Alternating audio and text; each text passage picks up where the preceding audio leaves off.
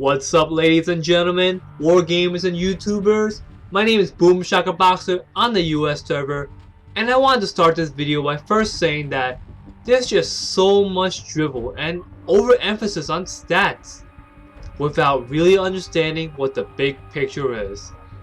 People have become so content to allow singular numbers to define themselves, and in my opinion, when you put yourselves into that tunnel vision mindset, you absolutely stunt your growth and effectively place a cap on whatever potential you may or may not have. I feel that everyone has a set of non-quantifiable tools that enables them to do that damage, to get that kill, and ultimately to win that game. It is my belief and purpose of making these videos to explain to you what these unbelievably valuable tools are. So let's get down to business and talk about Intangibles, Episode 1, Map Awareness. In regards to World of Warships, there are three components of Map Awareness: the layout of the terrain, the opening strategies, and the ship composition. These three features are so critical because they enable you to get proper positioning and make great predictions. The layout of the terrain dictates what kind of formation your team may take and what direct or indirect support you may receive. We're playing on Two Brothers 4-cap domination. With this kind of layout, it's expected that B and C flags are givens, whereas A and D flag are the contest points for most ships. Opening strategies simply identify what the avenues of engagements are. Where are you taking your ship? On this map, there are three routes, with B to A and B to D as the common routes and B to C as the uncommon route. The last one is ship composition. This one will dictate the balance of engagement matchups you should expect over the duration of the game. So now that we have a solid definition of map awareness, let's just go ahead and show just how powerful a tool map awareness can be. With superior map awareness, you put yourself in position to make great predictions and capitalize on hard reads. So we're playing in a tier 6 game as the Farragut, the tier 6 USDD, and as any DD, you have to place a particular emphasis on DDs, because in general, the only way to get to the mid game as a DD captain is to go through the enemy DDs first. You should immediately notice that our team has 3 destroyers relative to the 5 destroyers on the enemy team. If our team does not spot anything close to 5 DDs in the opening minutes on A and D flag, the common hot zones, that's a hard read situation. My ally Farragut spots the Minikaze immediately, and as we engage on D flag, I periodically take glances at A flag on the minimap and notice only one DD has been spotted there. So now my head count is set to 2, and I'm about to get even more information that will increase the probability of my hard read. I'm actually capping D flag in a smoke, and there's no enemy in sight that's even trying to punish me. My carrier is beginning his attack run, and he does not pick up any extra DDs. The allied Minikaze on A flag got pushed off flag, and yet there are no extra DDs trying to support an A flag cap. Put all this information into proper context, you gotta be saying to yourself, someone is obviously going from C flag to B flag. That's the hard read. One thing I have to say though is that due to the positioning of the New Mexico on B flag, I'm able to capitalize on my hard read immediately. Had the New Mexico been west of B flag, either I would have had to enact on my hard read earlier or have trust in my westerly B flag cruisers to do their job. So in the 4 minutes of combat thus far, I've only been spotted twice. Once in the beginning by the Cleveland spotter plane, and the second time as I'm leaving this smoke. A grand total of 3 seconds on the minimap. Don't blink, cause you might miss me. Those 2 enemy destroyers pushing through the middle channel, probably had no idea I was this close. Torpedoes to port. I put in 2 clean salvos on the enemy Nicholas, and he's done in. Next up, a full health Minikaze. Torpedoes dead ahead. But unfortunately for him, on this second salvo, he gets detonated. That's just nasty. Enemy destroyer sunk. At this juncture of the game, I'm in a very interesting predicament. Enemy Cleveland in front of me, just 10 kilometers away and closing, well within his killzone distance of me. Am I in trouble? Let's take a look. We're going to go back to this layout of terrain concept and recognize, hey, I'm between 2 close proximity islands, where if he pushes, I get to torpedo strike him. If he doesn't push, I'm simply going to avoid and harass him later.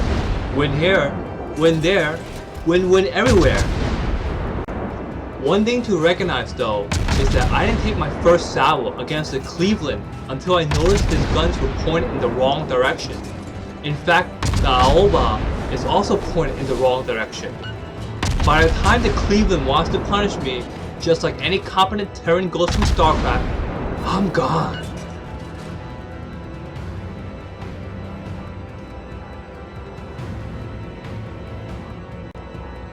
Now that there's a bit of a combat lull on my part, it's the beautiful opportunity to reassess the situation, think big picture, and make reads on my next potential engagements. This is the time to start thinking, what do I have to capitalize on to secure the ultimate goal of a win for my team? There are 2 things on my mind right now. The first, this Cleveland who we can focus fire down. And the second, where did the enemy Minikaze go? If he decides to re-engage, I'm either going to expect the cruisers on the 10 line to spot him, or the D flag to start to flash. With the Cleveland still pushing forward and well isolated from the rest of his task force, the only honorable thing to do is to say thank you for the free kill. And that's what our CV does with his beautiful torpedo drop. Our team has taken the lead.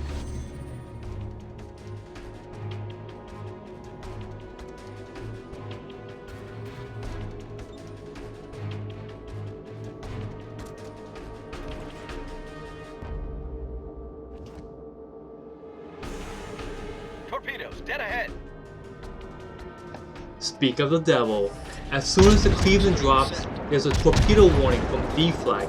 Given the angle of the strike, it has to be from the MIA Minikaze. So we're going to isolate on the enemy Cleveland first, and then go to work on the Minikaze. All stations requesting fire on the designated target.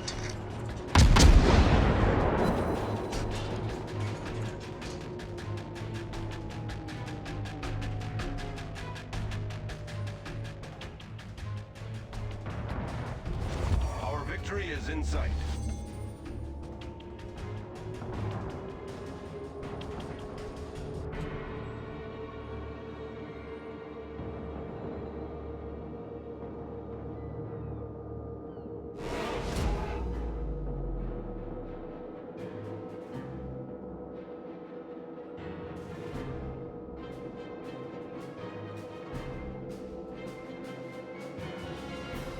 Torpedoes to port! Torpedoes to port!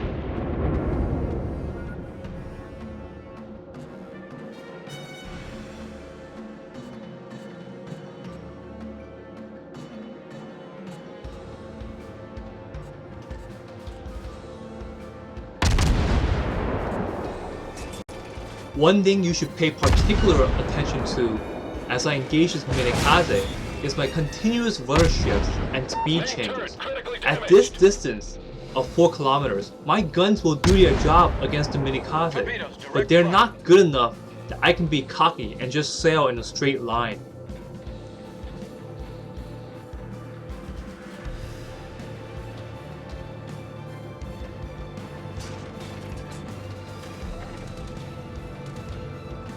Torpedoes dead ahead!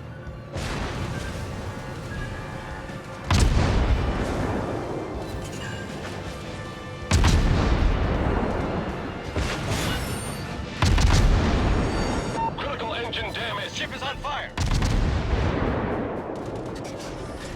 Assault, sir. Torpedoes, direct front. A beautiful torpedo spread by the enemy minikaze, but unfortunately for him, I was waiting for that spread, and when it came, I was ready. And of course, followed up by an excellent shot by the enemy Congo. But when you get opportunities like that, you have to capitalize on it, because I'm not giving you that second chance.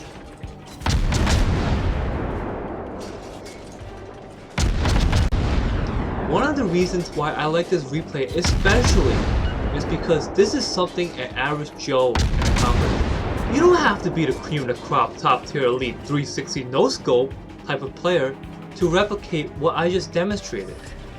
That's the beauty of this.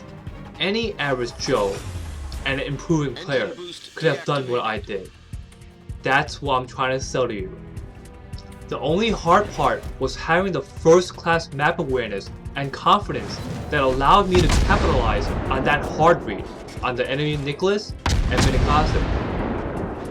Following that, I took relatively safe pot shots in a focus fire situation at 2 enemy Clevelands. And at the end of the game, I engaged a Minikaze as a Farragut, a one-on-one that's largely stacked in my favor. Remember, it's not your FPS skills, but your RTS skills that will make the difference in the battle. I hope you enjoyed this video as much as I enjoyed making it. I feel if even one person improves their gameplay because of this, I would like to think this was well worth it. There's actually a lot of content on map awareness that I left unsaid, so for those that want to know more, I left some details on the description portion of this video below. And also, don't forget, if you like this kind of content or have any particular questions, hit me up and let me know. This is Boom Shaka Boxer, signing out.